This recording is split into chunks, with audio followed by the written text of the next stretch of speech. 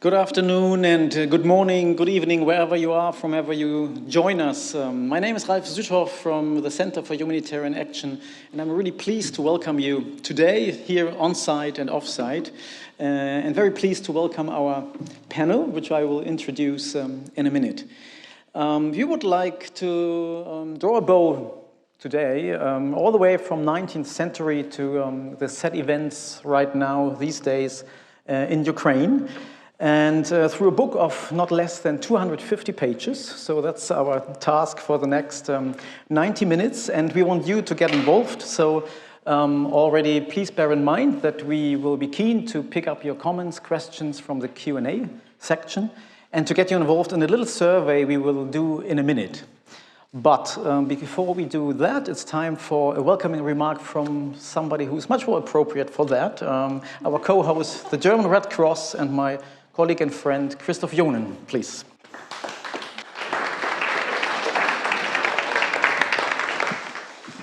Yeah, good afternoon, dear colleagues in the room and online. And thank you very much, dear Ralf. I would like to begin actually with a big thank you to the team of the Center for Humanitarian Action for organizing today's event. Although German Red Cross was among, I would say, the spiritual parents of the Center for Humanitarian Action, it took my organization really a considerable time to officially join the CHA. So hence, even on a very personal level, I'm very happy to see this event, this joint event today. When Hugo reached out to me, I think it was at the end of 2019, asking for German Red Cross's interest in supporting his planned book, it was a very different time. The original plan for the book was very different. Hugo wanted to visit some of today's battlefields in Syria and in Nigeria. With the COVID-19 pandemic, plans had to be changed then. And while the pandemic is still ongoing, we all look at what is happening in Ukraine since the 24th of February. It was less, if I'm right, Hugo, less than 36 hours after the global launch of your book at the University of Oxford when the conflict in Ukraine really escalated. It was on a Tuesday evening, the launch, and Thursday morning, as we all remember, the escalation started. The three big themes of Hugo's book, warfare, civilians, and humanitarians, are more relevant than ever, not only because of Ukraine, but Ukraine as well.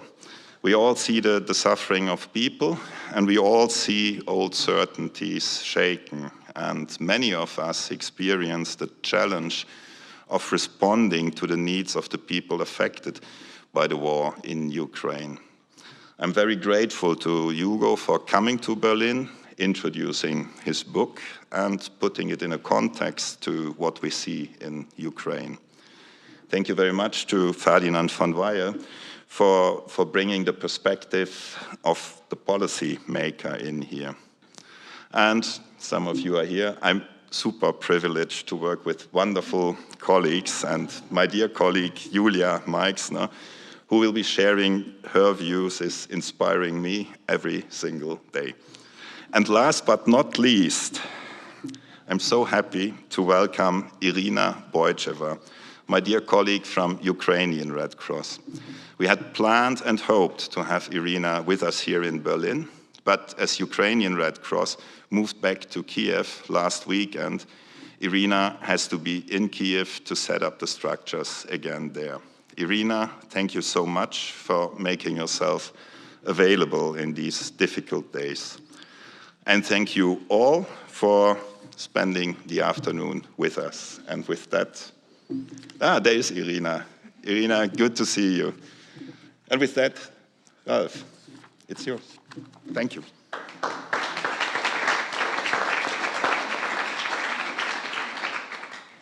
Many thanks, Christof. Many thanks for being even briefer than you indicated and introducing the panel already. So you did my homework of that part. And Many thanks again also from my side to Irina joining us in these difficult times and bothering, talking to us while you have, of course, much more important work to do. As we want to involve you before we have a discussion here on the panel, Hugo will introduce his book for a couple of 15 minutes roughly with the key points he's raising in this inspiring new book of his side. We would like to get you involved and to kick off a bit as we get the indication that probably not all of us have read the whole book yet.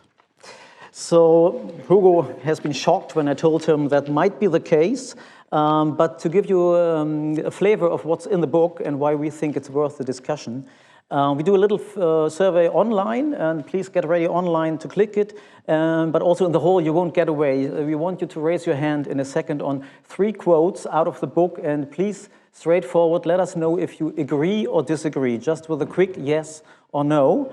But we start that online, and I will read it to you, because if you are wondering why we don't have these big flat screens like when the World Cup is running, everybody is so mad these days about doing events after it's possible again in the pandemic, that already weeks ago we couldn't rent a bigger screen than this one. So don't bother reading here, I will read it to you, while online I hope all of you can read what we like you to vote on. 3 questions, very quickly, please start online already, and we use the time you spend there here for a presence vote. First question, do you agree or do you disagree? Or I will ask you to raise your hand if you agree. Quote, many humanitarians in 2021 have their sights firmly set on a high form of welfarism, where every human need is discovered and met. Do you agree? Then please raise your hand now here in the hall. Christof does agree. Do you disagree? He has to, he paid for the book. Anybody disagrees? Oh, come on, don't be so shy. Next question, you have to raise your hand either way, come on.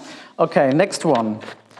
If neutral access is routinely imperfect and inadequate, then there is a moral imperative to try other forms of aid. Would you agree? Then raise your hand now. Otherwise, you have to disagree in a second. Okay, that's here in the hall, a big majority on agreement. Final one, and I'm watching already what's going on online. Final one.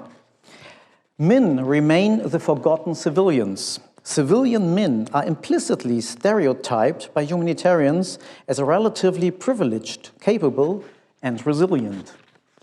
Do you agree on that one? Please raise your hand. We have many women in the hall, which might be an indication for the online audience. Thank you. And would you disagree? Then please raise your hand right now.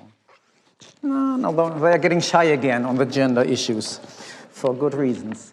So, quickly taking a look online, we have 2/3 majority an agreement on the first one, on the high welfarism humanitarians are aiming at these days, similar to the neutrality one, and strong agreement to the gender one, Hugo. So that might be some reconfirmation of. Thank heavens for the online audience. And they haven't been as shy as some people in the room to agree to some provocative views you shared. Hugo, there is so much in your book. I tried to be clever and said, well, when I start reading, I will mark the 2-3 quotes I want to use in the event. I will mark them with a sticker. I ended up with this, which tells you a lot about the book or about me. Maybe we would start talking a bit, as you touch on so many interesting topics, maybe it's worth highlighting that there is at least one golden thread on new warfare and how this might lead us to a new kind of humanitarian action which is needed, as you outline. And maybe we would start with that one. Could you explain to us, why do you think there is a new warfare? What does it mean for humanitarian action? And why is it worth comparing it to something happening 160 years ago in Solferino? Ralf, thank you very much for having me here. Thank you and Christof and everyone for inviting me to Berlin. And it's lovely to be here. It's always fun being in Berlin. I think it's got a great humanitarian vibe to it, and I always enjoy it. And I'm always routinely criticized here as well. So that's nice too, to have a good discussion.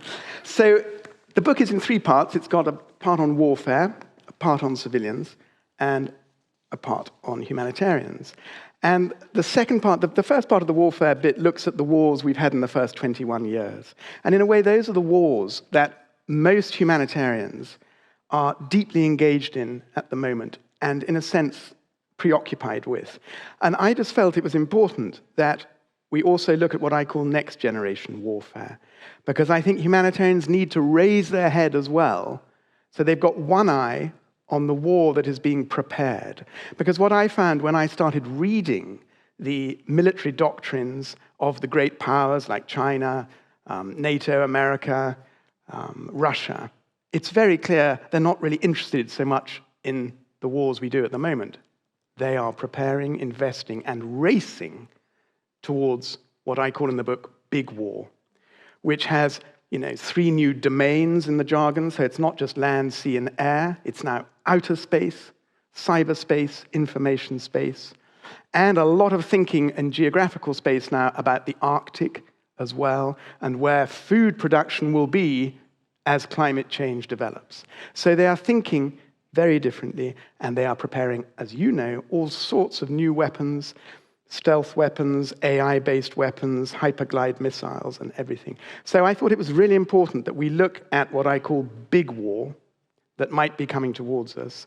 And, in a way, the wars we've had in the last 20 years have been militarily small.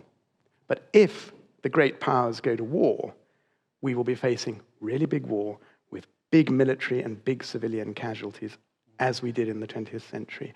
And the reason that relates to Dunant, in fact, is that I feel, and I say in the book, we're at a tipping point.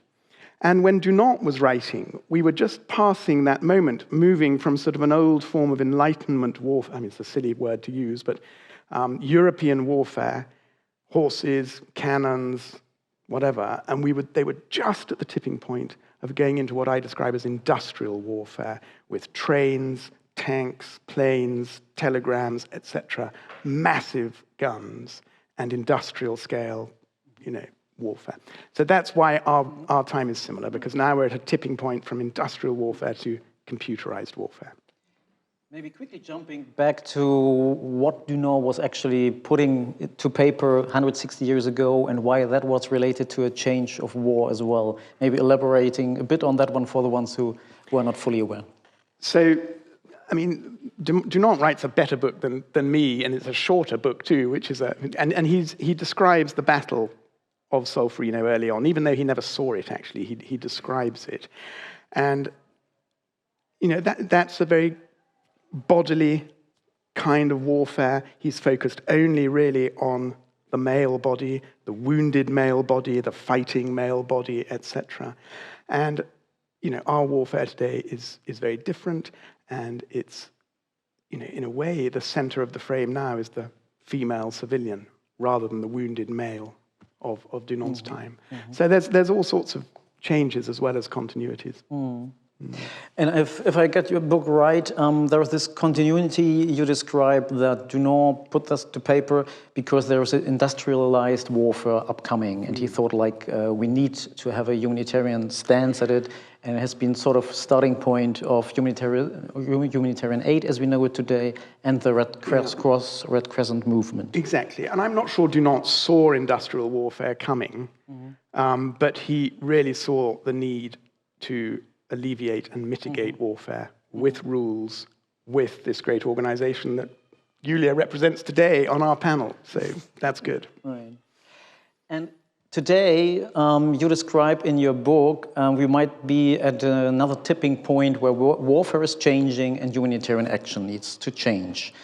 If we take the Ukraine example, we will discuss very soon with Irina as well from Kiev. Some people rather view the conflict we see right now as the comeback of the traditional war, of the land war, of the tanks conquering another country, etc., and not so much about cyber war, new war, information war. And you published your book, of course, before the war started. Is it a reconfirmation of your thesis, or is it questioning? Well, so thankfully, you know, the war that Irina is in the middle of at the moment is not the huge big war between great powers that I was thinking we need to prepare for. So, you know, it's a terrible war. It's got a lot of military hardware involved, and it is using a lot of new weapons now, and it does have a cyber dimension, which we'll understand better later, I think. But thankfully, at the moment, it hasn't escalated into a war between great powers, and I hope it doesn't. And that's it's not yet the big war that I fear. Okay. It's a terrible conventional war at the moment with modern technology as well. So if warfare, in the midterm at least, is changing, and the Ukraine might only be an indication of what might change, why would that be of any relevance to humanitarian action?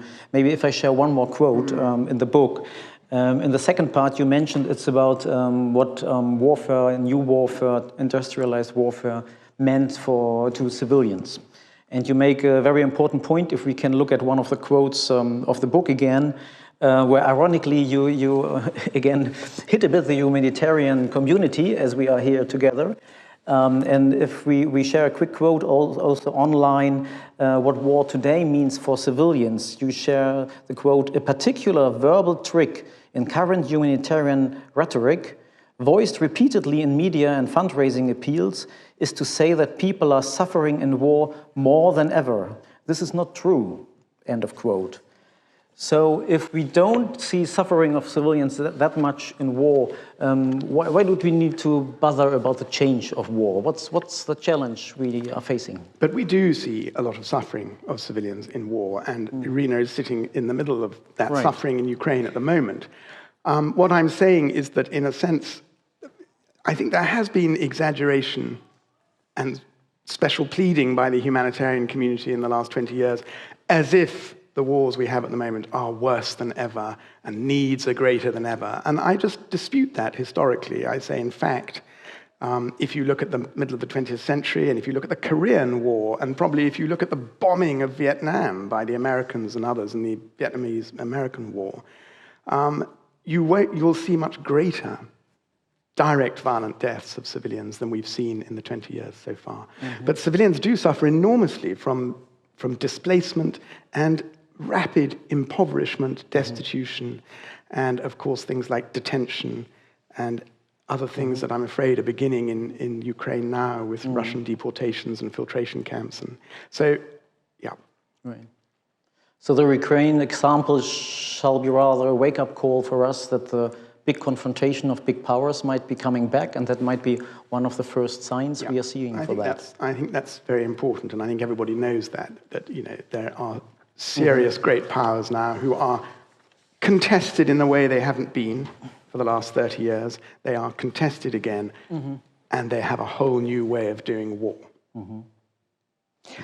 What would that mean actually for humanitarian action? What do we need to prepare for? In your book you have a strong focus also on simpler aid, which is actually a part which is not that much discussed yet, at least in the events I've seen in the discussions about your book. And again, maybe sharing one quote on that one. Basically, you are asking to simplify humanitarian aid again and to focus on the basic needs again. Talking a bit about mandate creep, if I get you right, and territorial expansion of humanitarian aid. Sharing two quotes from the book quickly. Today's humanitarians have recognized the proliferation of new needs that would have been unimaginable to Johnen at Solferino, and which make humanitarian aid increasingly ambitious, complicated, expensive, and utopian. And another one, humanitarian ambition to meet these huge needs for deep structural changes has extended the operational depth, time horizon, and complexity of their work. They have deliberately chosen to complicate their mission and work with a long-term development ambition and with democratic commitments to create liberal societies. So what do we make out of that? So, well, I write in the book, I have a big section on humanitarian elaboration. And if I was to characterize the last 20 years, it would be that humanitarians, because they've had this extraordinary power in the last 30 years of liberal internationalism have really elaborated an almost full spectrum of human rights humanitarianism. I write in the book, they seem to want to right every wrong and realize every right in people's lives. So they have really stretched their project enormously. And if you describe that as liberal humanitarianism, they have sort of absorbed the human rights project into that. That's how I see them, that's how I hear them, that's how I see their ambition. And it is a complicated one, and it's a one that works in an area where they have liberal influence. But I think increasingly, if we have big conflicts between authoritarian cultures and liberal cultures, there'll be no room for that kind of liberal humanitarianism in authoritarian space. And therefore, it's really important that we also build national networks of, in a sense, the more basic, simpler humanitarianism around the world, so that lives are saved, medicines arrived, food arrives, water arrives, and these things. And, I think not in every place will we be able to be so ambitious about human rights, which, if you like, has been so central to liberal humanitarianism. In your book, you are so frank and transparent, gratefully, to name also what that could mean. Because, if one would ask any humanitarian, shall we have simpler aid, less bureaucratic aid, not that box ticking that we cover all the needs and indicators, etc., everybody would agree. But you name it in your book that might be also about gender sensitivity or gender transformative approaches, about inclusiveness, about nexus approaches, which might be an overburden with everything relinking to a resilience, supportive approach, etc. So do we need to have a frank discussion what humanitarian action in times of maybe even greater conflicts, in times of climate change, might be able to achieve in the midterm? So it's always very embarrassing, talking about these things for me, because I'm really a sort of why and what person. So, why things happen and why things need to change and what needs to change. I'm not a brilliant how person on how you as agencies should all go out and make aid simpler. I think what I'm saying is that wherever you can and in anything you do, you should be saying, how can I keep it simple? How can I seek simplicity in this approach? Because my observation also looking at the sector now, and I started in 1983, like late mature capitalism, late mature welfare government, late mature humanitarianism is a hugely bureaucratic, hugely administratively centered process and project. And I think it's not necessarily too complicated in wanting to build resilience, helping people to live, recognizing gender equality. That's key to humanity. But it's overcomplicated in its bureaucracy. And I've worked in several organizations where they sort of discover a new aspect or a new need or a new issue, and they say, we must recruit a new team. And when you recruit a new team, they create boundaries, vested interest, they then set procedures which all teams have to, and it's just, in my view, if you can cut some of that out now, you should be. And you should be asking yourself at any moment, how can I keep this simpler? And some things like AI will help you keep things simpler. Cash has helped you keep some things simpler. And I would keep that as a mantra, because you're all quite complicated at the moment. That's my view. Maybe ICRC was particularly complicated, but and maybe I'm particularly simple as a person, but I read you all as pretty complicated organizations these days, making a lot of complicated things. Maybe one final question for now, to draw the bow to the situation in Ukraine right now. You have this experience, indeed you mentioned it, introducing you with Save the Children starting 40 years ago. We all know you from ICRC and as a spiritus rector of innovative changes in humanitarian aid. So if you look at what's happening in Ukraine right now, how would you relate the key thesis of your book? What would it mean for what we try to achieve right now in Ukraine, what the German Foreign Office tries to fund, to enable, etc.?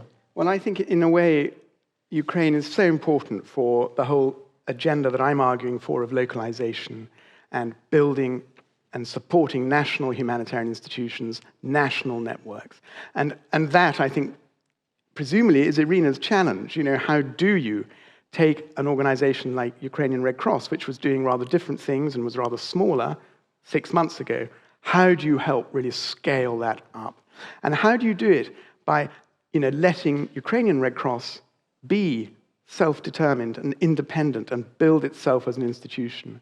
And that's what the war in Ukraine is all about. It's about a nation's right to self-determination and independence. And it must be the same for their humanitarian institutions. So I think the lesson from the book is get serious about what we call localization, get serious about genuine partnership, and don't have a second sort of humanitarian invasion of hundreds of people and agencies coming in to tell Irina exactly what to do and when to do it, and etc. Thank you, Hugo, so far. I mean, you will have lots of opportunity to comment, and it's overdue to get Irina in as we discuss for now your country and the situation in your country right now. Irina Boicheva, you are the head of strategic partnerships and international relations of the National Committee of the Ukrainian Red Cross Society. And you've just moved back and re-established your office in Kiev, if I'm well informed. So maybe starting to let us know if you are fine, if things are okay, and if you can restart work, which would be great news. Thank you, Ralf. Thank you, colleagues. Yes, indeed. Now HQ is back to Kiev. Thank you. Everything is more or less good. Calm and safe, but of course still the situation is unpredictable because there is a big threat of air attacks all over the country. So it's one of the points, let's say, of about the type of the war, because at the moment on all the territory of Ukraine, people are not able, let's say, to say that they're feeling themselves safe and secure.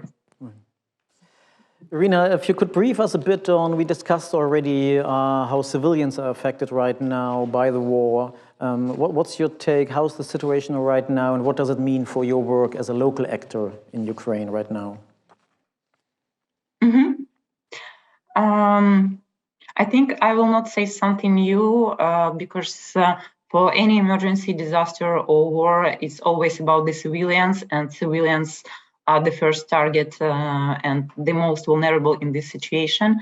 But on top of we have now like divided families, a lot of people wounded, killed, a lot of infrastructure destroyed, limited access to the social medical services, a lot of crucial civilian, let's say, infrastructure destroyed, like roads, like medical facilities. A lot of children now don't have parents because really the families are divided. Migration crisis outside the country and inside of the country, because still the western part of Ukraine is overcrowded, and the infrastructure of these regions, it was not set up before for such a big number of the citizens, let's say, and it also means because the supply chain, the commercial supply chain is not functioning well. So still there is, and there is a big problem with the fuel, so the transportation is limited, and this means that there is limited ability to buy something, to get something, and still it's also about the pharmacies and medicine. So like it's a big difference since 24th of February in comparison to what we had before, because Ukraine was really trying to modernize all the processes, even on the governmental level, to have electronic government in the phone and have everything in the phone, and trying to develop the services. And at the moment, like the small and middle business are almost not functioning. And let's say it's not about the immediate, like current situation, yes, and how the civilians are suffering now. But it's also about years, months after. Then maybe we will have the clear front line of the situation. Somehow they'll mitigate, but even then, there will be a big social economic impact of the war on the country and on the citizens, and how they need to adapt now their life to new conditions, because many families also are divided because wives with children are abroad, and men are staying in Ukraine. And also there was a point during the survey that maybe we are not putting a lot of focus to the men in humanitarian sphere, and I would agree on this, because usually it's elderly, it's women, children, but in war context, men are very affected also. And in the same time, men who are not able to go to the army and to serve to their country, they usually not able also to find the work, because now we have the high level of unemployment, and it's also impacts and influence on the humanitarian crisis. That simply it's mentality of our country that the man is the person who is taking care of the family, and he's like defender of the family, and it's about the dignity of the person. And now they are not able to find the job, to find the work, and to earn some money to take care about their families, or even are not able to find out how to support the part of the family who left the country, because it's still difficult for migrants who are outside Ukraine. Maybe about like the localization, yes, a little bit. Yes, please. Let us know what's your experience with comparing to Hugo's call for simpler aid, more local aid. What's your experience right now in the Ukraine?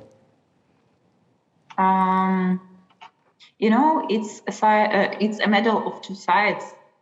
Yeah, and definitely, like, we need to pay attention more to the local actors, and to invest more in case of the big threat of the emergency. We need to invest more in the preparedness of the local actors to set good structures and approaches, and maybe some contingency planning, because in the end of the day, like, local organizations, they are in the middle of everything, and they are experiencing a lot of pressure from public, from their own citizens, from the government, from the international community, and at the same time, the local organizations, this is simply, in my case, this is simply Ukrainians who are suffering and dealing with the same problems as any person now in my country.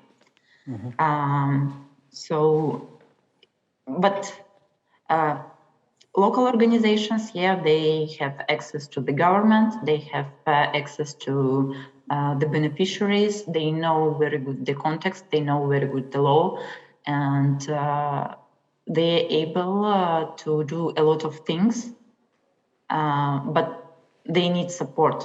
They do not need, like, of course, it's good to have different perspectives of different experience and to have this knowledge.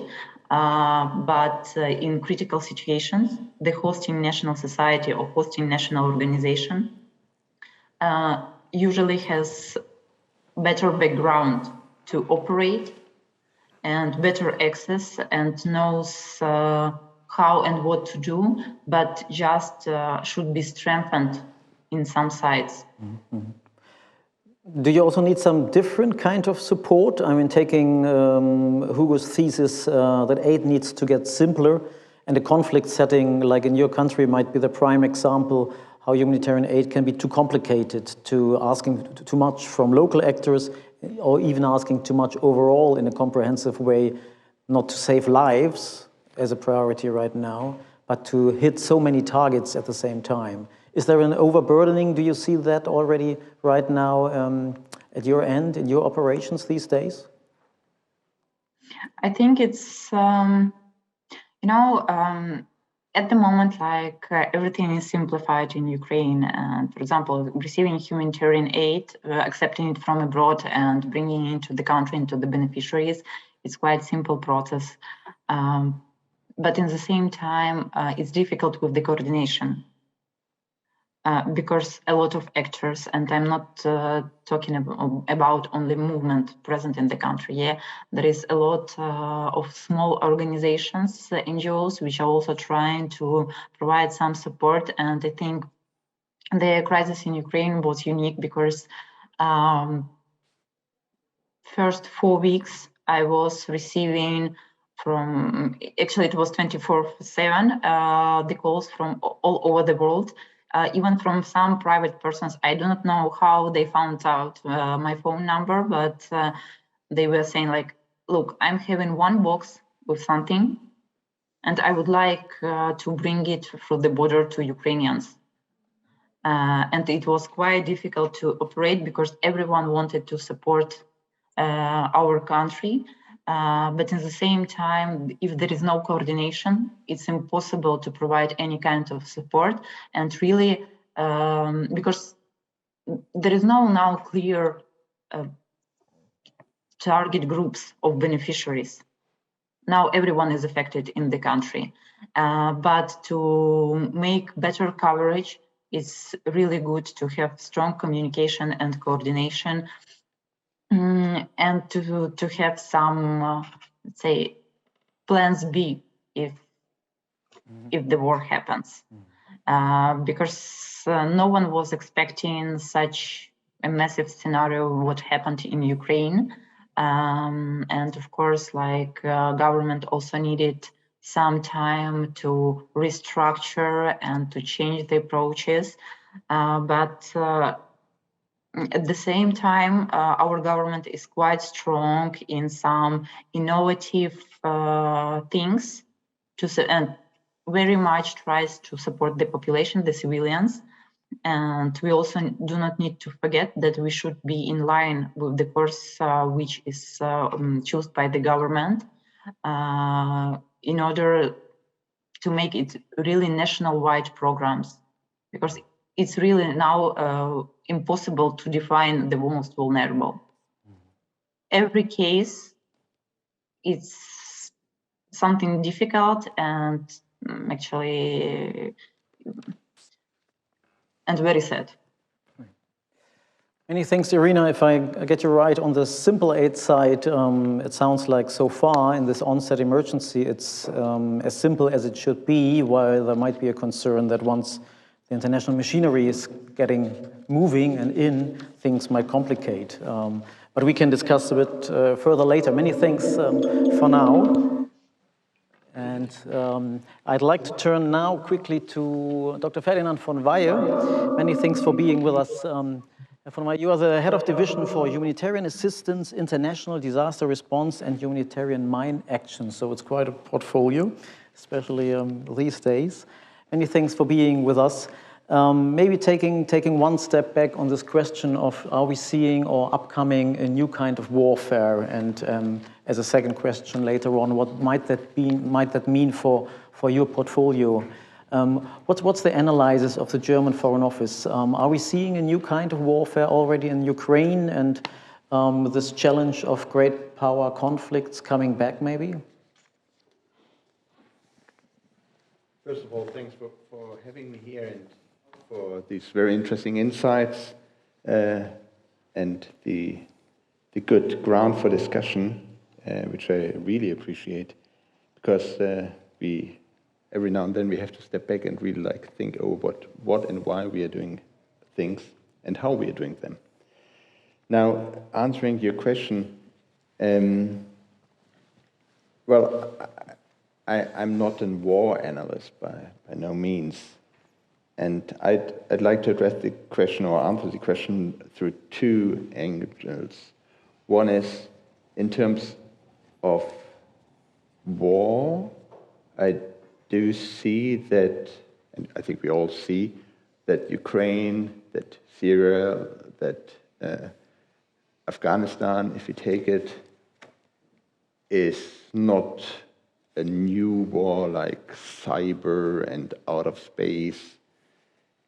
Having said this, we all know that there is a lot of development in this direction, and I think I understood you correctly that this is your point that for the even foreseeable future you do expect these dimensions of war to realize.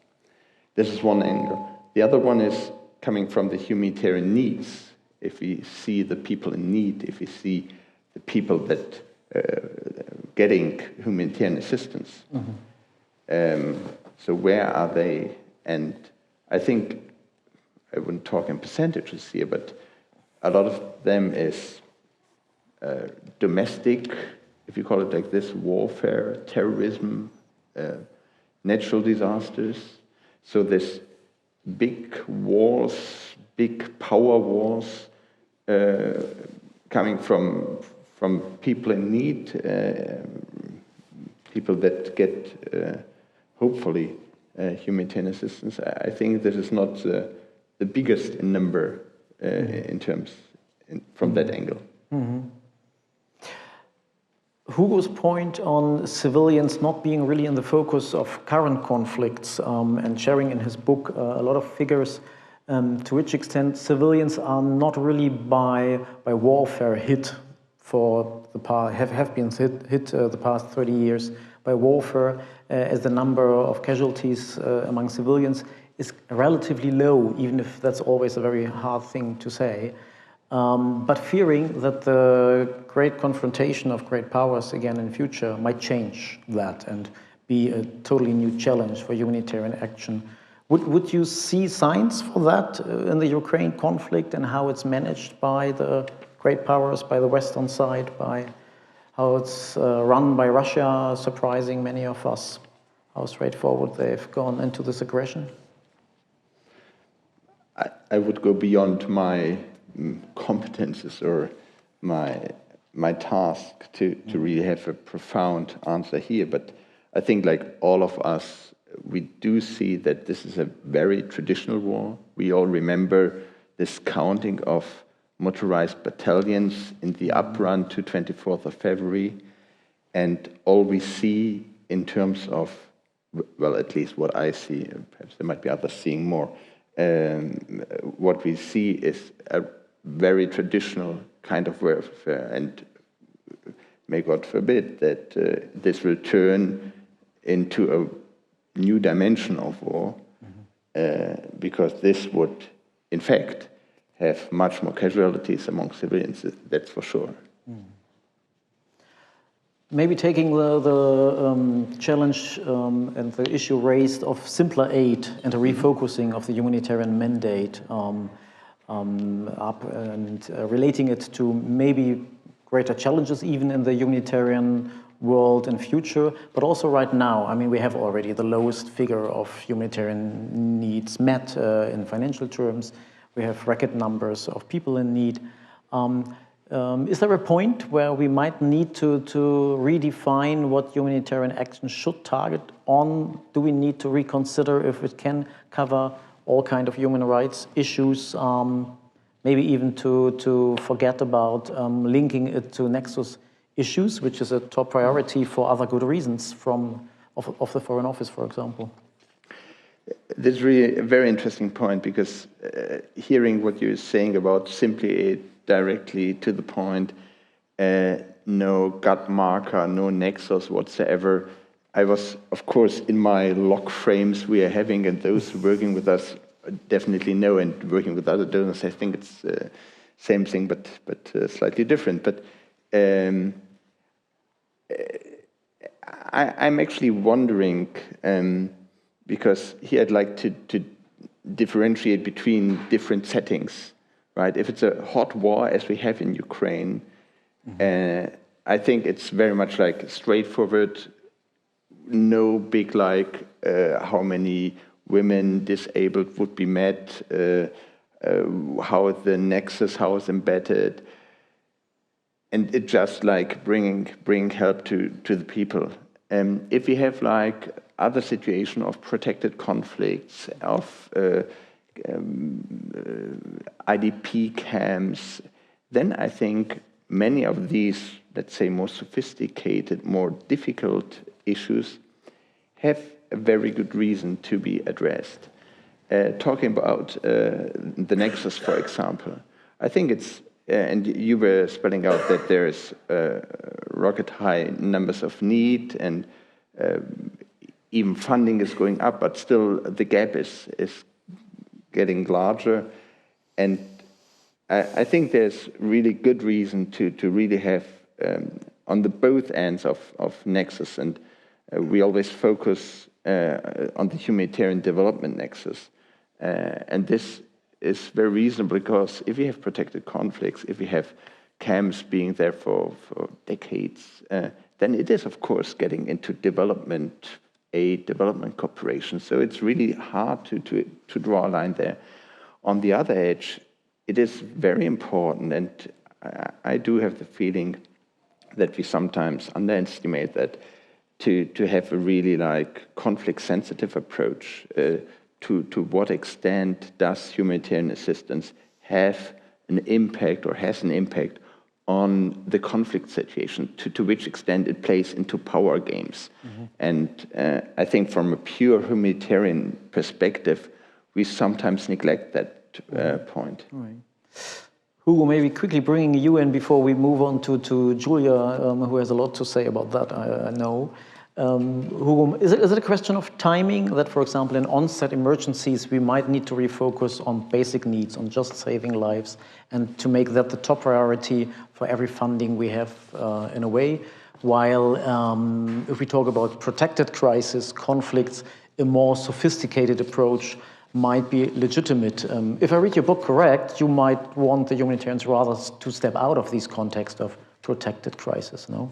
Yeah, I think I would. I mean, I make a point in the book that in a way, and I've got no empirical evidence for this, but my guess is that most humanitarians who say we need, are making a humanitarian appeal, we are humanitarians, we have humanitarian needs here, are actually not working in the hot, heated moments of war. They're often working with displaced communities, affected communities, probably for the second decade, for the second decade of their engagement, whether it's, the Rohingyas in Bangladesh or Syrian displaced people now. And I would agree, I don't think the humanitarians should be trying to earn their living there. I think they're quite opportunistic in the way they work every year to say that these displaced people in Darfur and this whatever need humanitarian aid. I imagine they need development investment. And so I would think, yes, they should step out sometimes. They very seldom do. But I say in the book, I think they're becoming like UNRWA in many places. They're going to be there in 40 years.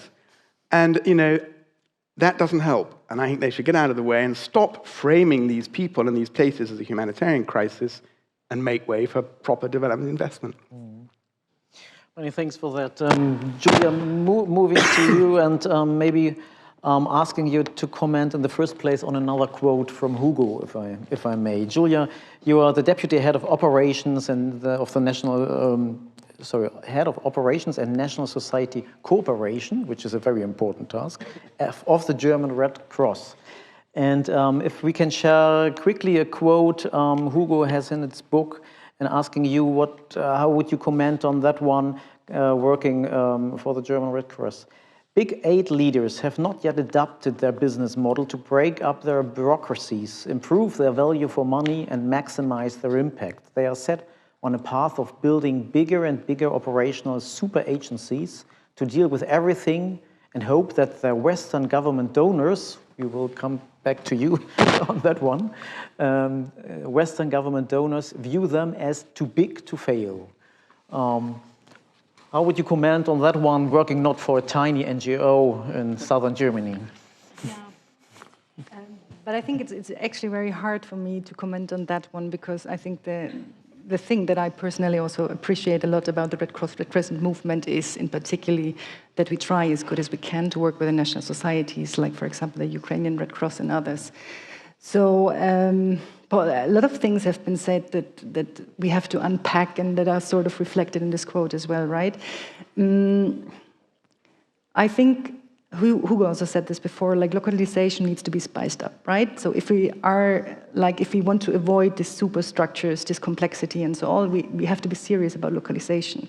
So it's not only about transferring X amount of money, but what are we actually doing with that? And this is also part of the how we can avoid to stay somewhere for 20 years is actually to put the capacities on the ground in place to actually do what they're supposed to do, right? So really empowering local structures is a difficult task, in particularly when contexts are getting more complicated, right? So in Ukraine now, we have a rather clear solidarity with one party, but in not a lot of countries this is the case. And in future it might be even worse, right? So we have a lot of dynamics when we talk about climate and conflict, resources, fight for resources, about superpowers engaging in conflict. So we might see a lot of more gray.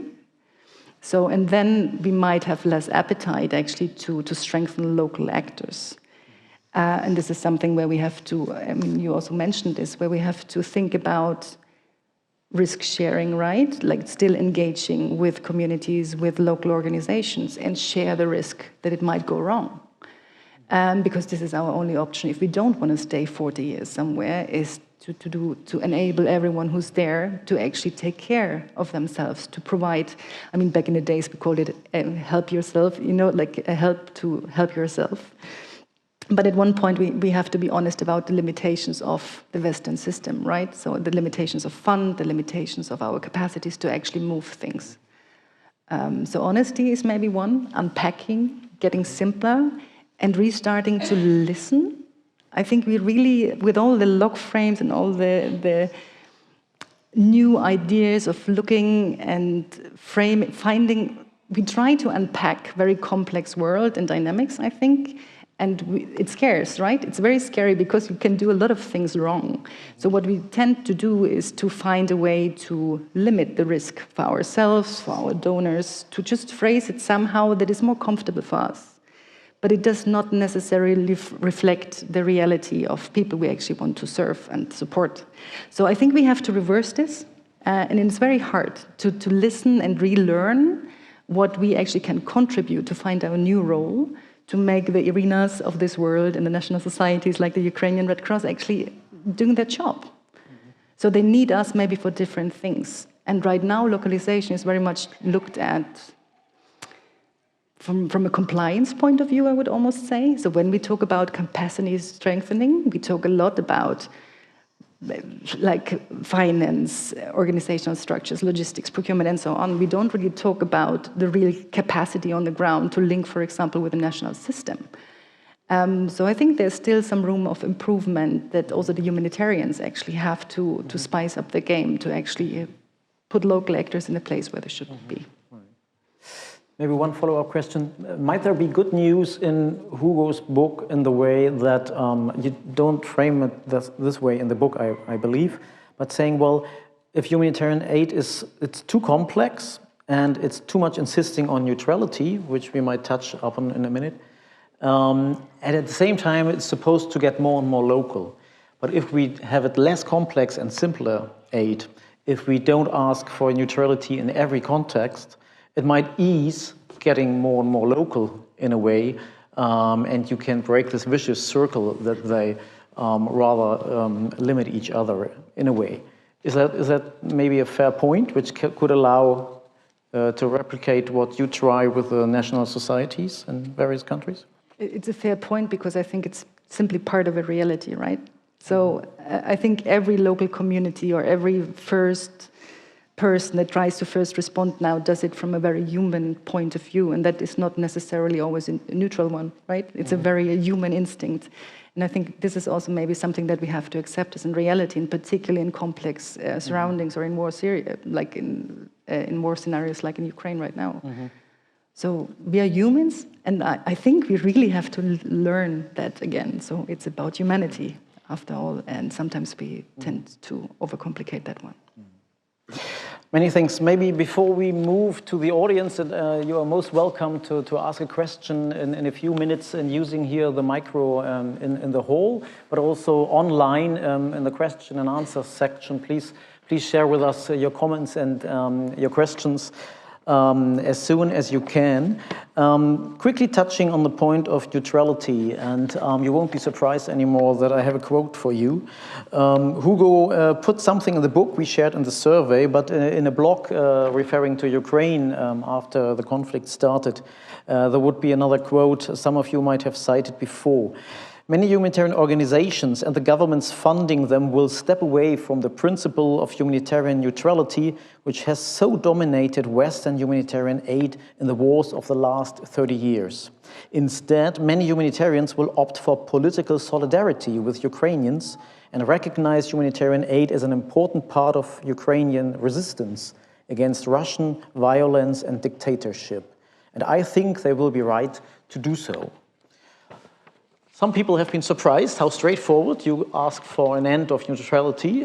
Maybe if you want to take the chance to elaborate for 1 minute why you've published this blog. Well, I don't ask for an end to neutrality. I mean, my view is this, that there have always, Julia rightly spoke of humanity. There's always been 2 or more traditions of humanitarian aid. And there has been this do not neutral tradition, which in a way you can call now the Red Cross, Red Crescent model. But there's always also been a liberationist tradition, that people have also done humanitarian aid with political commitments. So they've always said, I'm on the side of this conflict, and my purpose in this conflict will be to save as many lives as I can, but I have taken sides. And that, to me, is a perfectly legitimate, ethical commitment. And you can still be absolutely respecting the principle of humanity and not neutral. And we expect humanity from armed forces. We expect it from governments. The laws of war require governments and armed forces to be humanitarian, to treat people with respect, to be humanitarian to prisoners, wounded, civilians around them. So neutrality is not absolutely necessary. And so I would say that it will be good, I think, in my view, if some people who are politically committed to the cause of Ukraine or the cause, of other parties say, I'm politically committed, but my job here is to be humanitarian. Now, Christof, Julia, Irina are part of the Red Cross, Red Crescent movement. They, under their own rules and obligations, are required to be neutral. And their neutral aid will play a great role in many ways, and it'll have advantages in some situations and disadvantages in others. But I'm just saying there's not one way to be humanitarian. And I think we're inevitably going to see a revival of politically committed humanitarian aid if we see increasing clashes between liberal and authoritarian ideologies, as we have before. That's my view. I'm not against neutrality. I just say that there's 2 ways to do this. And let's say you are for flexibility. No, what I'm actually for, I'm really against the idea that people who are politically committed humanitarians are demonized and stigmatized by the Red Cross model. Right. I think that would be disastrous and morally wrong. I think humanitarian history has so many histories of fantastic politically committed humanitarians who rescued slaves in the underground movement in the American slave times. IRC was funded by people rescuing people from Nazism, one by one, as resistance organizations, covertly against the Nazi regime. This happens time and time again, and we should be glad it does. And we should be glad that some people, like Julia and Irina, take a neutral place, because that has a contribution too. I don't know what that makes me, but it means I can imagine 2 things are good at the same time. Irina, maybe bringing you in here, I'm not sure if you are happy to comment on that one, but how does this sound, these Western capital debates we like to have on neutral humanitarian aid, on principles, etc.? Is that a very academic debate, detached from realities as you have to deal with them in your country right now?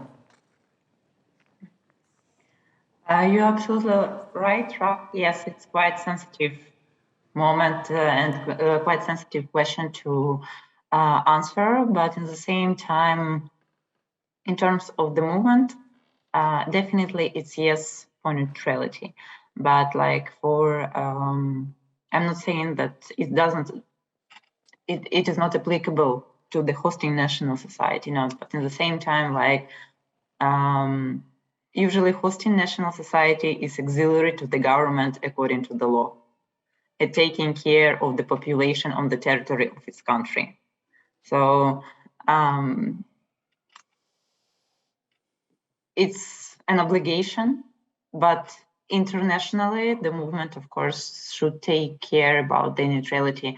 Maybe Hugo is right, yes, that it depends how on the way how we are doing this neutrality. Yes, and maybe there is a lot of people who would like to support, but according to our mandate and our principles, they are not able to do this, and sometimes they are still trying and doing it unorganized, and because they didn't have this experience, but they are having a great intention, yeah, and maybe sometimes it's even making harm because we didn't give them the hand to support and to explain and to coordinate with them. Many thanks, Irina, and happy to bring in the audience on that one, as we had already lively discussions on it in various forums. Ferdinand von Weyhe, maybe bringing in you here as well.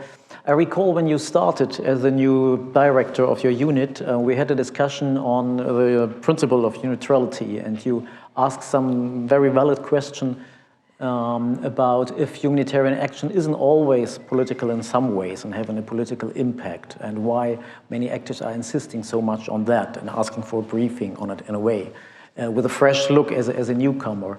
Do you feel like reassured if somebody like Hugo, being in the business for 40 years, comes up with, well, maybe we should reconsider neutrality or be more flexible about it? Might that have been the right view of a newcomer, or how do you see it today? Well, that's not an easy one. And again, there are many layers and perspectives. One is, for example, as we take it as donor, there's not only humanitarian assistance. There's development cooperation, which is government close. There is stabilization, as we call it, which is government close. So you can have a biased role, you can have not neutrality, and have support through these channels. When this is one point. Another point is when I see humanitarian actors, many of them, and this goes, I think, in line with what you're saying, are double-headed. They are on development cooperation as well as on humanitarian assistance, which makes it difficult, I think, for them in the field, and I think this is what counts most, in the field to be seen as neutral. So then the question is, if an agency or an NGO is giving up its neutrality by being also on the government side as the development cooperation partner, so how can it still be seen as neutral? Saying, oh, today I'm on humanitarian assistance and tomorrow I'm back on development cooperation, which is, I think, quite a challenge. Having said this, I think it's, I wouldn't say a box of Pandora's, but I think it's really giving us tough times if we say we give up clear neutrality for all humanitarian assistance providers, because I do see this necessity of neutrality for humanitarian assistance, especially in times of war. And if we start giving this up, or some would give it up, others still stick to it, so as parties to the conflict, whom will I trust being neutral anymore, or is this one already not neutral anymore, but being biased? So I think it's really like a slipping slope in a way if we start giving up this. So we for humanitarian assistance, we really think neutrality is key. So maybe let's start getting in the audience, and maybe we start online. My colleague Sonja, our research fellow, will share with us what's going on in the online world. Thanks so much, Ralf. And indeed, this has been a tough task because there has been a very lively chat online. So I'm trying my best to feed the questions back to you. And I have first a question perhaps to Irina. So the comment, or it's more of a comment, for Johnen, voluntarism was very important and indeed a core principle. But today this is very hardly done and often overruled by the very professionalized aid sector. At the same time, we saw in Ukraine and also the neighboring countries that especially the local groups and the volunteer groups in the beginning played a very, very crucial role. So the question is, how can actors better link with these grassroots initiatives, maybe which are also not in the Red Cross movement, because not all volunteers may be. Then I have a question to Hugo. Which centers around the future of war and the war between the big powers that you mentioned in the beginning that you have in mind.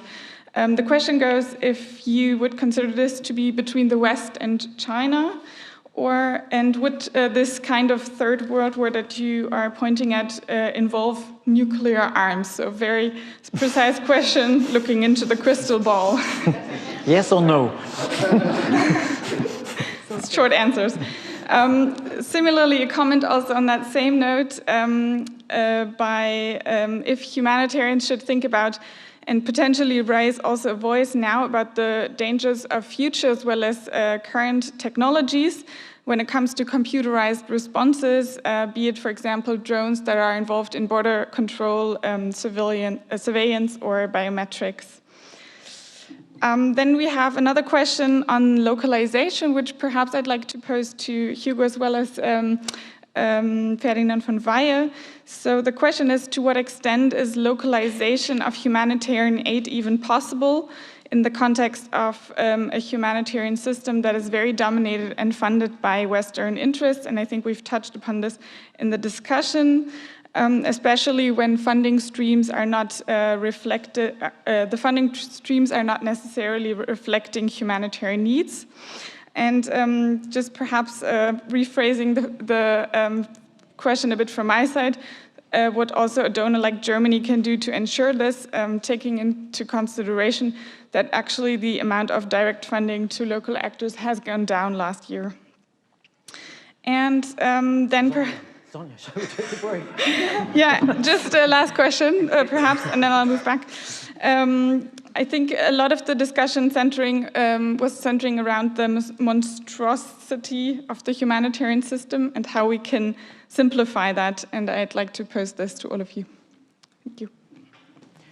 Thank you so much. That's been challenging, I would say, for all of you and for us to cover that quickly and to make sure that we get colleagues and friends around here in as well. Hugo, maybe we start with a great power confrontation and rephrasing it maybe to what kind of scenarios do you see for that? How could that evolve? So, I mean, the question, and thank you for the question, asked specifically about, how do I foresee the risk of big war between the US and China?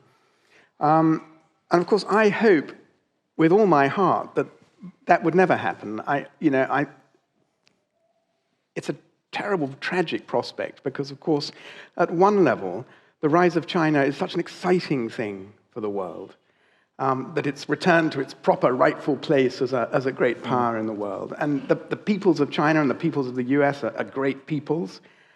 And I hope they can find a way to sort of find a balance again and find more to cooperate over than to be in conflict over. So I really hope that that will be worked out. And I think we really need to make sure that is worked out. And China is a totally different thing to Russia in its global position, its global power, its economic sophistication and everything. It's a totally different great power. So I really hope we can, in the next few years, agree a way to enjoy the world with two great powers who, are at the moment contesting the world in some ways.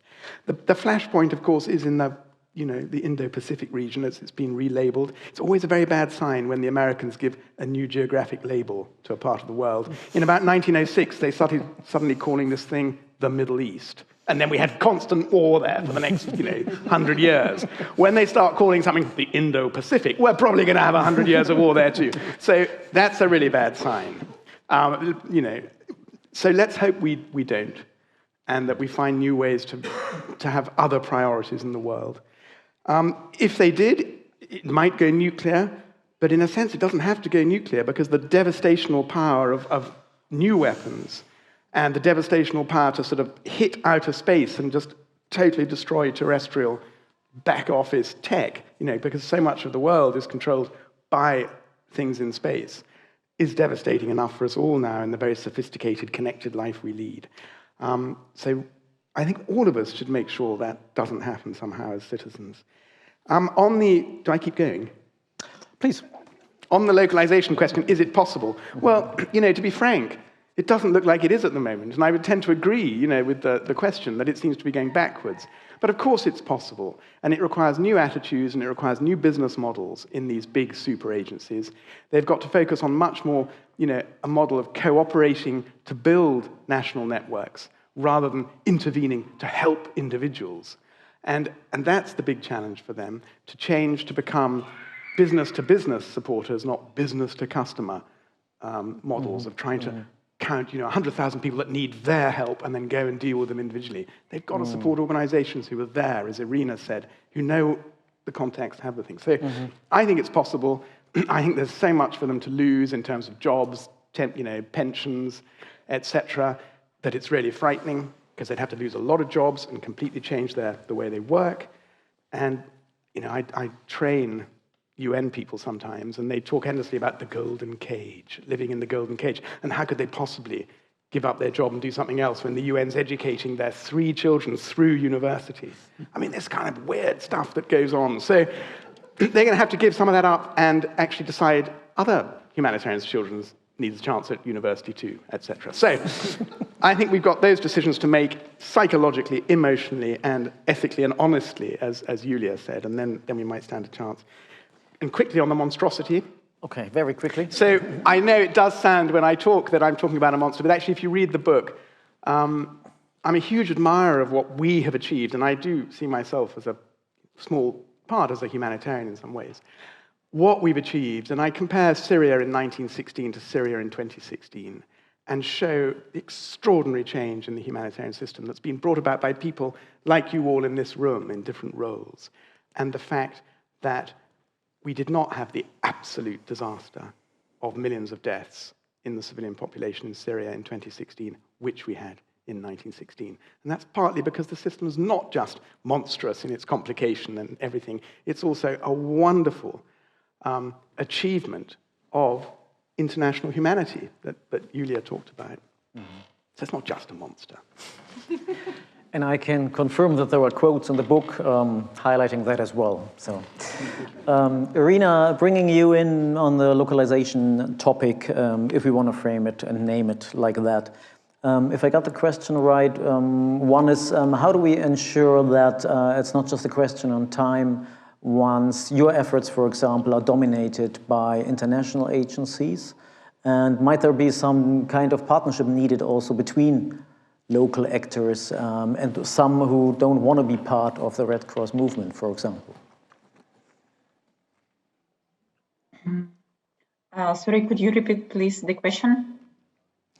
How can we ensure that local action and your efforts are not dominated very soon by super agencies, as Hugo is naming them, coming into the country? How can we support that?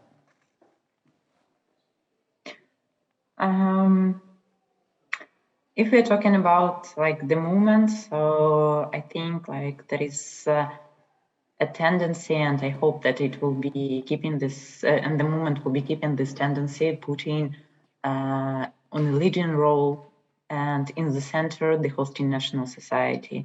And it's important, to listen to the local actors. first of all, to listen and to hear and understand, at least try to understand what is going on the scene of the emergency, but also with all the influencing factors, with the law, with the government, and it's simply to find compromise, not really to try to establish, like not really to try to fill in the indicators, yes, and to create parallel structures, but be complementary and, you know, to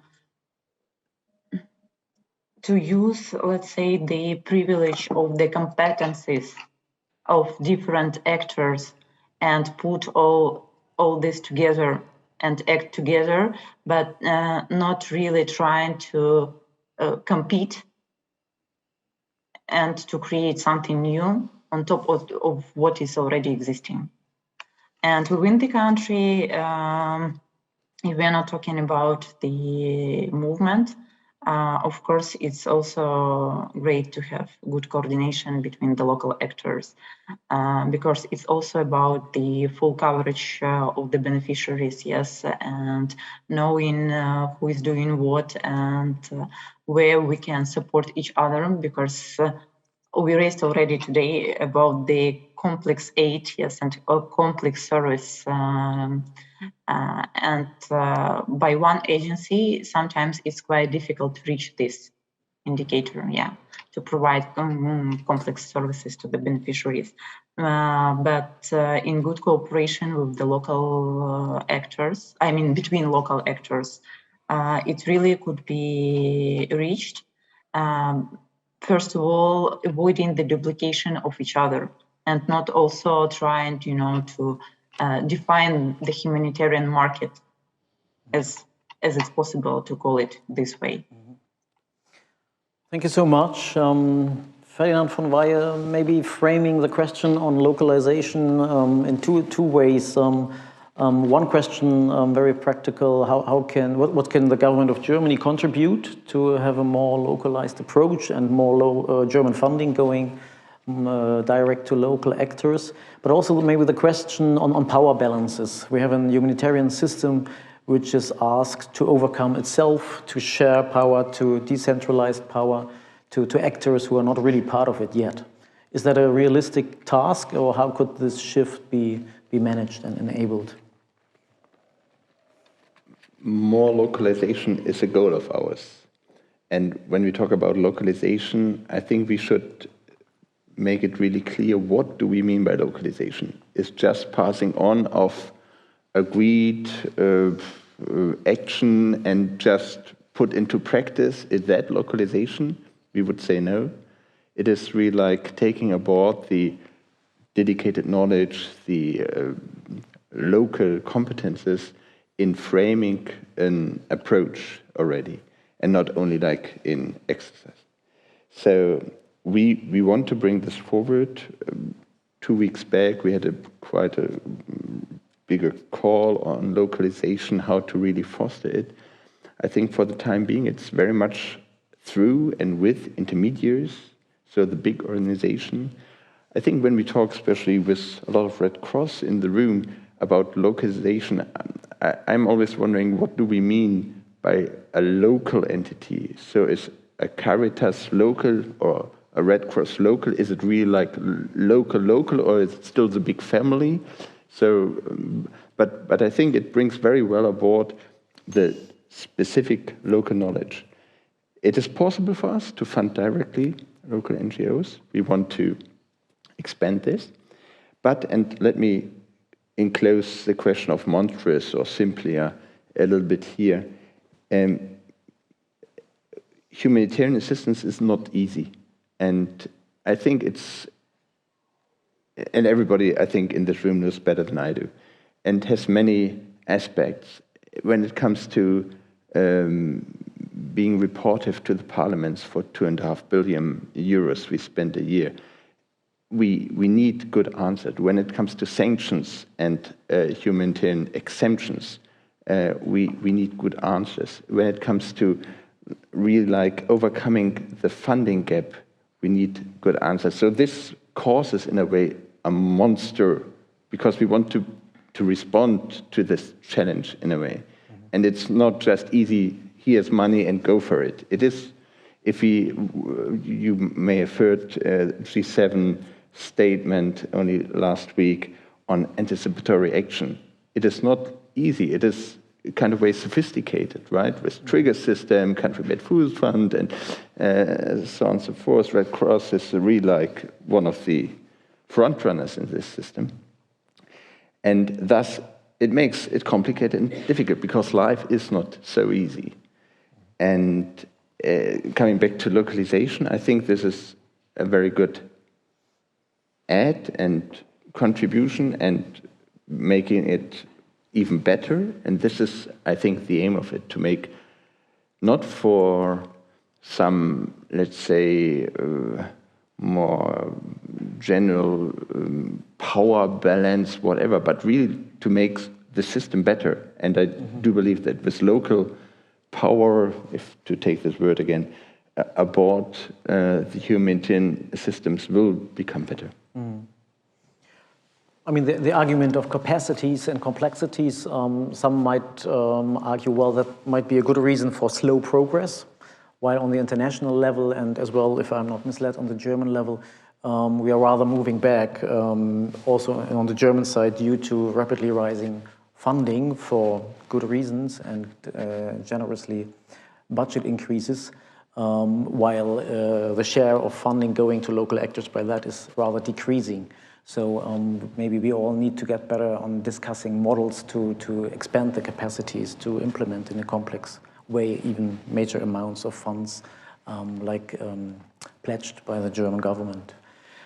Julia, is this also a challenge, the international humanitarian system not being transformable in a way? It can't be transformed because the ones who need to do it would need to share power?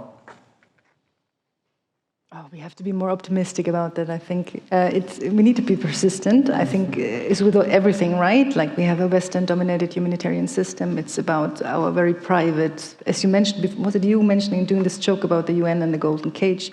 I think we have to overcome our privilege, right? And this takes time. There's a very personal discussion at one point. But we have to. We simply have to if we want to face these challenges and do what our mandate actually is. So I think we don't really have a choice but to change if we want to stay relevant. Because there's competition, right? Like the corporate sector and so on. So there's others that could actually play already a role also in that. So if we want to remain delivering principled aid, we have to change. Definitely. Okay. This is your final chance to raise your hand if you want to put a question or a comment from the floor. If you want to use the mic here on site, otherwise we could still bring in from online, as Sonia is indicating to me. But we have some here, so maybe Cordula starting, and then you from the back over there. I would like to raise a challenge. It seems that we are discussing a little bit in a way that one reform fits all. I was just trying, why, understandably, we were focusing a lot of the debate on the Ukrainian example. I was trying to picture the debate in the Central African Republic or at the border area of Burkina Faso and Niger. And I don't see the development investors rushing there. Just thinking that maybe we need to stop a little bit sort of discussing one change for the entire humanitarian system and asking ourselves whether we need several approaches for several contexts. And even where development investors do rush in, like in northeastern Mozambique, for example, we see a conflict that is actually the 19th century fighting with machetes and burning down villages, the very, very traditional way. So just putting out the challenge a little bit that, of course, when there's peace in Ukraine, the development investors will rush in, and there's good reasons for us to leave. But what do we do in the Central African republics, the Cabo Delgados of this world, and how do we sort of nuance this debate around change that it does fit the different contexts in a more appropriate way? Thank you so much. So maybe we ask you to add your one as the second one from the floor, and then very quickly you could follow. Please. Yes, I'll try to keep it short. I brought my book because I had to take notes. I'm not really sure if I can comprehensively put together my thoughts. So I'm from ADRA, one of the smaller NGOs from southern Germany. And yeah, I'm just name dropping here because we do have a bigger project funded by the GFFO in the Ukrainian context. But my question is more about what Hugo said towards anticipatory action and modern warfare. We talk a lot about it in climate change, and already that is like such a huge challenge for also smaller NGOs. And modern warfare, and I was just like playing it through my head, how is this going to look like, especially in a context where, as European society, we sit in the middle between two opposing forces, probably. And already in the Ukrainian crisis, we were so involved with citizens around us who were involved in volunteer circles or who felt like the need to actually do something right now. What is it going to do to us as human societies when we start ramping up humanitarian aid visibly, which is not going to happen in a vacuum, where people can watch us? What does it mean to us as an anxious society, maybe? And secondly, could that have a provocative element towards these opposing forces when we say we kind of expect that something's going to happen? And I'm pretty sure in a conflict like this, we wouldn't be neutral. Thank you. Thank you. And the final one. Thank you. Trying to make it brief. Looking at what Irina said about the social impact, the social economic impact that would probably and unfortunately last for quite a while still in Ukraine, and also looking at what Hugo, I think, called in his book, needy humanitarians, taking on more and more topics and categories of need. I'm wondering if you could briefly elaborate maybe on what role supporting and developing social protection schemes would play in the future, pre- and post-conflict.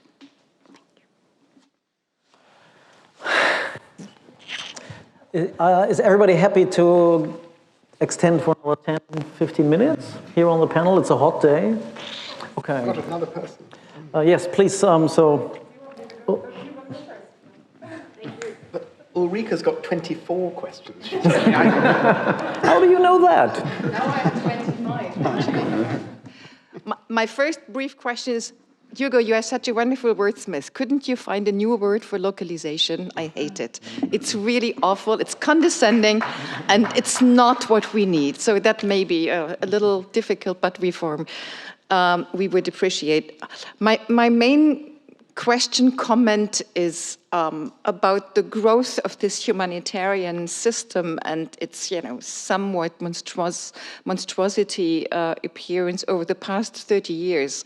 You and I have lived through that period, and my point is that one aspect I thought was coming a bit short, and that is that this enormous growth of the humanitarian system is also largely due to a very strong political development on the part of the donor governments.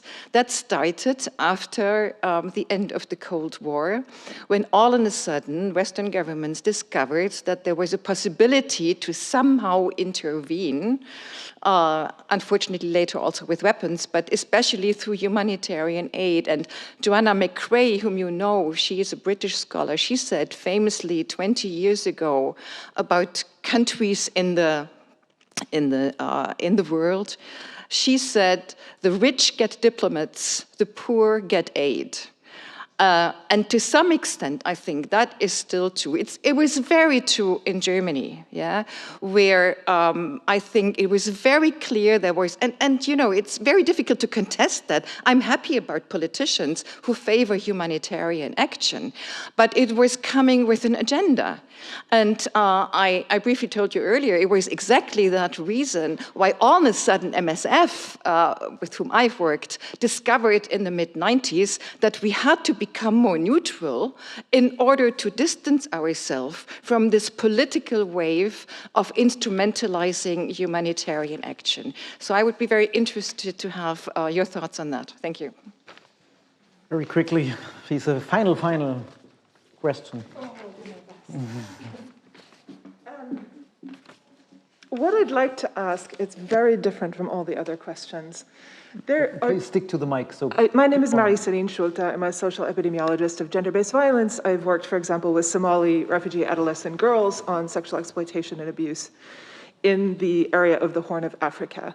And most people don't know, I'll try to be quick. What I want to ask you about is, it's not just about accountability in the humanitarian system and military accountability, right? The two affect each other. And if you're talking about big data-driven warfare, such as what you see, for example, in the drone base out of Djibouti, which started in Afghanistan, the development of complex adaptive systems of new technologies, of new warfare, new technologies, that make it impossible to figure out, who's responsible for ordering which strike where, which led to which displacement of which population where, and the layers upon layers upon layers of political analysis that humanitarian actors often don't have time to do, right? And then how this translates is it ends up being that, for example, the only way to sum this up is an adolescent Somali girl whose birth was never registered. She crosses a border. The Ethiopian government at the time, where I was in 2012, did not register, they weren't registering many of these girls, claiming that they were a relative of an al-Shabaab member. And this is an area of counterterrorism operations, right? And so she then goes into an administrative black box where any crime can be committed against her, and humanitarian protection is impossible because she doesn't exist. And this is within a wider frame of the drone program, of targeting, of trying to so-called do these counterterrorism operations in a context where she may or may not be a relative of, but she has a right to humanitarian assistance and to have an identity and to be helped. And she's pushed into trafficking in these kinds of situations, right? Where military preying upon her, police, security forces, Saudis coming in, Emiratis coming in, into the Djibouti area, for example. This is what was going on. It's probably still going on. So what I want to ask is, how do we bring together this discussion of accountability within humanitarian action with this new issue of a lack of accountability explicitly, so accountability explicitly, technologically designed out of modern, of 21st century warfare in this big data idea about war, big war that's computerized, right? What are we going to do with accountability in a context where technologically there's no military accountability, and technologically these girls are not being registered, even with high tech being used in humanitarian systems for political reasons? So it's complicated. It is, surely. Many thanks for your question. Hugo, maybe starting with you on the big questions again, as you are here for answering all these difficult big questions. Is the system growing so fast due to political pushes? One question, and for political incentives driven by donor governments in a way. And if we need to reform it, don't we need different kinds of reform? Yeah, thank you all very much. So I got some of your names, but not all. But so Cordula, on your question, yes, of course, context really matters. So, yes, I'm not sort of monist in saying, development will always work or whatever. I think it probably should be given much more of a chance and no excuses in some places. And I think the trouble is, by framing it as a humanitarian problem, humanitarians, give development excuses for not investing in areas like Darfur and other places probably. But yes, of course, context matters. And I don't have an easy answer to saying, how long should humanitarians go on propping up, rapidly,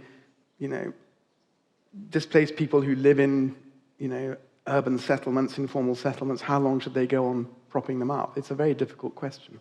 But I think we can ask development to be more creative and still get out of the way and see what happens in some places as well, because we may find that there are other solutions. But if we keep colonizing the problem as our problem as humanitarians to solve, I think we stop others from coming in as well sometimes. And I'm afraid I do feel that some people think we've got to raise another 20 million to keep these projects going. And there is a not very moral incentive by agencies to keep their budgets coming in year on year.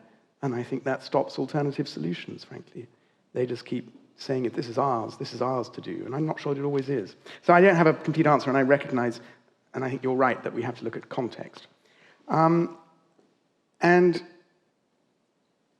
Ulrika, thinking about, yes, I mean, I agree with your analysis. I think the Western liberal states, after the Cold War, saw humanitarianism as a real opportunity for them to exhibit and promote Western values around protection and humanity and all these things, and to take strategic space to what they hoped and thought would be them solving some of these civil wars and problems. So there's no doubt they had a political agenda in trying to engage and rebuild states. There's no doubt about it. And humanitarianism was an important part of that sort of triple agenda of, peace, state restructuring, and liberalizing economies and things. There's no doubt in my mind that's one of the reasons we expanded, because humanitarians are a really good way of exhibiting Western values at one level.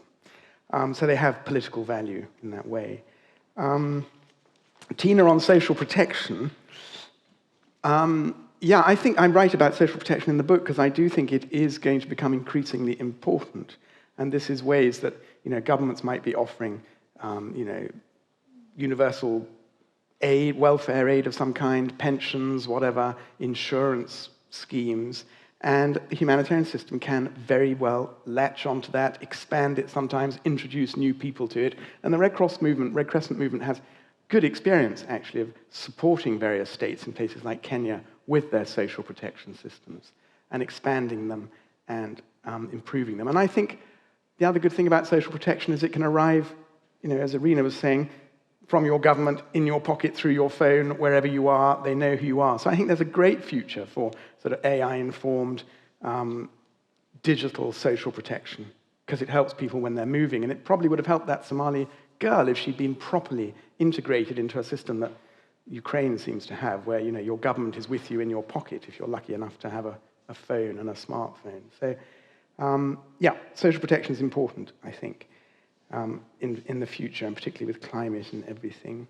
On the Somali girl, I don't quite know what to say, actually, because it's such a detailed case. I think there's no doubt that people will be lost because of a move to big data. Big data will have big gaps in terms of people falling out of it, not being seen by it. And we know that from our own digital lives already. Sometimes machines just get us so wrong, Why are they sending, etc. So I think it's a real risk. And, we'll have, as I say in the book, technology happens and hits the ground, and then we have to adapt to it. And, we're never going to be able to get a perfect technology and create it so that it does no harm and then let it go. Okay, that's not how our relationship with technology works. It always starts first, and then we have to work out, my God, this is what it means in practice. This is the dark side we hadn't foreseen. This is the good side we never thought about. So I'm afraid new tech will mean individual casualties, I think, in various ways. Can I quickly bring in Irina on that one, even if not a question is directly posed to you? We have a setting in the Ukraine that you are so digitalized and so much ahead even of Berlin in many ways in the IT arena, I believe, that this might be of great benefit and different characteristic to any other emergency we see these days. What's your experience? Is this of help to have accountable aid? Is it of help to reach people? Or is it a challenge also on other fronts as it's vulnerable in different ways? Or how would you comment on the digital side of your aid in your country right now? Thank you for the question. Yes. So I would say that it's more benefit, this digitalized side. And like from the perspective of Ukrainian Red Cross, we are also trying, to be in line and to digitalize as much as possible the processes. But it's really a great benefit that the government is doing such a great things, because even to apply now for some cash support from the governmental programs, it's only one click in the phone. And people all over the country can apply and save time not staying in the lines in front of the some state departments, yes, state services, because people now are stressed, people have to deal with a lot of challenges, thinking where they will live, what will be with their work, what will be with the children, and it makes, it's seems like it's something not about human being, it's technology, it's IT, but it makes us closer to the beneficiary, actually. Because the beneficiary do not need to make a lot of steps and a lot of moves, but just simply to apply in one click and to receive all what is needed and to be registered and to receive all the appropriate documents, because IDPs are also receiving the certificate which states all the necessary data about the internal displacement, and according to these documents, like the person is able to receive some support. And it's great that our country is putting it as a goal, like to digitalize everything. And even, I had some cases, then our people were moving abroad without documents because they were under big stress and they simply forgot the documents, or they didn't have time to pack something. And they were coming to other countries asking for some shelter and showing the phone with everything, with internal passport, international passport, taxation information, everything what is needed. But of course, I think what was said today, sometimes it's about having this phone and knowing how to use it. And it's another side of the medal, because towards digitalization of all the processes, we need also to think how we can ensure that people have access to the digitalization. Thank you so much, very interesting.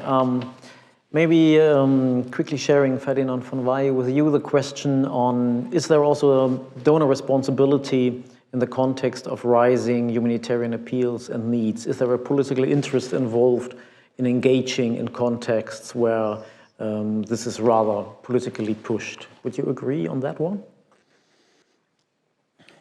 I note down that question because, of course, it is addressing government, and I really try to dig deep. But when we are setting up projects and we are compiling country portfolios, it is not that we say, oh, we want to have influence, we want to have political gain, we want to have power here. It is very much according to humanitarian response plan, to appeal, to needs, why we say, okay, we have to be engaged here and there. I wouldn't deny that there are countries that are closer to us geographically, but and also with the interlinkages in our house, I cannot see that political departments drive us and say, oh, now you have to go to, I don't know, XYZ country because we really we want to have influence here. It's not our daily life. A second one I would like to pick up because it's on anticipatory action, and I was working on this quite extensively the last month, and we definitely focused on climate because we were really having this in mind. If we take conflict as a condition of anticipatory action, it's really getting politicized, and it can even be a trigger to a conflict. Because if you get ready and humanitarian actors get ready on the ground to be prepared for the, I don't know, IDP camps or whatever, then this can be a trigger to set the war or the refugees or the terrorism or whatever it is get started. So having an eye on what is really, in many cases today, the problem, it's conflicts. It's, I wouldn't say less droughts and whatever, but to a high percentage of people in need, it is conflict-driven. So we shouldn't close our eyes on this if we really want to get into anticipation. But it is, to my take, it is really, really difficult. So that's why, in the first step, at least, we, in our statement, or the Foreign Minister's statement, we said we focus on climate-driven hazards. Julia, I'm not sure if you want to comment on the anticipatory action question as well, as the German Red Cross is such an expert on that one, but maybe also on the question of political interest involved. If people look at the funding appeal for the Ukraine, which is for good reasons, and we are very happy about that, pretty well funded, and compare it to Yemen, to Eastern Africa, the drought there. Is that explicable without looking into migration issues, security issues, which are so close to Europe these days? I think sometimes we tend to simplify, like only looking at donor and governments. I think we can't let the civil society that easy from the hook, right? So we see now, for example, the solidarity with Ukraine is massive in Germany, and we see what this can actually push also our governments. So the last time I looked, the most of the Western governments have been democracies. So I think we also should remind ourselves that it's on us to demand solidarity, not only with the ones that are closer to us, either geographically or however we want to define that, but how big is our solidarity actually with the ones who will lose within globalization? And I think this is something where we are tested, and we will be tested even more. I mean, we see it now, migration coming from the Mediterranean Sea. We see it on a lot of angles where are we loud enough? Are we actually also as civil societies, as voters, do we demand enough from our governments? Because I'm always a bit hesitant to give it out of our hands what our governments are actually doing. So I think it's a bit of both, right? So I think the civil society could play here, plays an important role to also change that. Many thanks. Thank you so much. Maybe doing a very, very quick final round and really asking you for maybe 30 seconds final comment. And Irina, maybe I can start with you. Listening to us here now for more than 90 minutes in comfortable Berlin, fighting only 28 degrees, and all this academic debate, is there anything, any takeaway which would be crucial from your view? What do we need to better understand, better listen to action on the ground versus dominating these debates? What's the key takeaway you would like to hand over to us, if any? Thank you, Ralf. Yeah, talking about the localization, I think like the main message is that, and I said it today, yes, to be open to hear and to listen, and really to try to be complementary in the actions. And localization doesn't exclude international action and international aid and big players, but really to try to be complementary and not be competitive, because in the end, like the main aim, this is to serve the most vulnerable and to reach these people, and especially of course in terms of accountability and transparency. Yes, maybe we need to support the local actors, local organizations, exactly in strengthening the structures, because after the missions will be closed, the local actors will stay at the end of the day with the population and with the consequences of the problems and the crisis. And these local actors should be strong enough to deal independently after everyone will leave. So maybe we need really to think about development, strengthening, supporting to set up the proper structures, especially in terms of the crisis, because the structures are expanding, but to make it wise and not like just spending funds, but really to be effective and efficient in the response. Thank you. Thank you so much, Irina, and thank you so much already now for being with us, and thank you so much for your great work, and good luck for that and for your team. Ferdinand von Weyhe, what would be your takeaway touching on so many topics tonight from the book from Hugo, hearing all the insights from Kiev? Thank you very much for the invitation, the good questions and insights, especially from Kiev.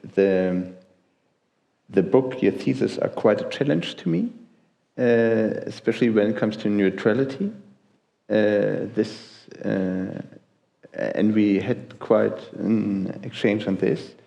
The point on simpler, I do see that, and this goes in line with what you're saying, different settings, and different settings need different answers, maybe more simpler or more sophisticated. So all in all, very enriching, and perhaps some input for daily work. Thank you. Many thanks, and many thanks for coming, of course, as well. Many thanks for joining us. Julia, any homework, any key task you need to take home from tonight? Apart from reading the book. I've almost finished it, I told you. Having more honest discussions, also from an organizational point of view with our donors, for example, that we largely depend on, but also with our partners, with our host national societies, about our limitations. I think that's basically, in a nutshell, what we will have to do when we reach the limit of our capacities, and be frank about it and discuss it. We tried to do that tonight, and I hope you realize that. Hugo, I don't ask you what you take away from your book, but maybe after a couple of discussions you had on it, what would you like to rewrite if you had a chance from hindsight? What would you put in a different way? Yeah, great question. But I mean, first of all, thank you all for coming, and thank people online for coming as well, and for Irina for giving her valuable time, and Ferdinand and Julia as well. What would I write differently? I think I probably couldn't, because I mean, I think I'd want to write how to do these things better, how to make aid simpler, how to ensure that power is shared between national and international humanitarian systems. I'm not sure I'm the right person to do that. So I think part of the purpose of this book is to try and get some honesty going, as Julia is saying, to try and provoke, to get, you know, good people like Ferdinand saying, well, maybe it's not possible to be that simple, and maybe neutrality is important. So I think if the book has created a proper discussion and put a few more issues honestly on the table, I'll be very glad. And I don't pretend to be able to solve all of them. You definitely provoked a couple of discussions, and you will still keep doing so. It's time to say a big thank you. Many thanks for coming on such a day in Berlin, here in Berlin. Many thanks for joining us online on such high numbers. Many thanks, Hugo, for flying in. Julia, Ferdinand von Weyhe, and Irina, many thanks for taking the time. You have more important things to do, and that's why we shouldn't overrun this session even longer. If you are here with us, please stay with us. There is a little reception out there for a drink and a bite. And a big thank you to the CHAR team and the German Red Cross team, and for the German Red Cross joining us in co-hosting this event. And stay tuned. It's our key task to keep these debates running. So stay tuned and have a good night. Bye-bye. Thank you, Ralf. Thank you.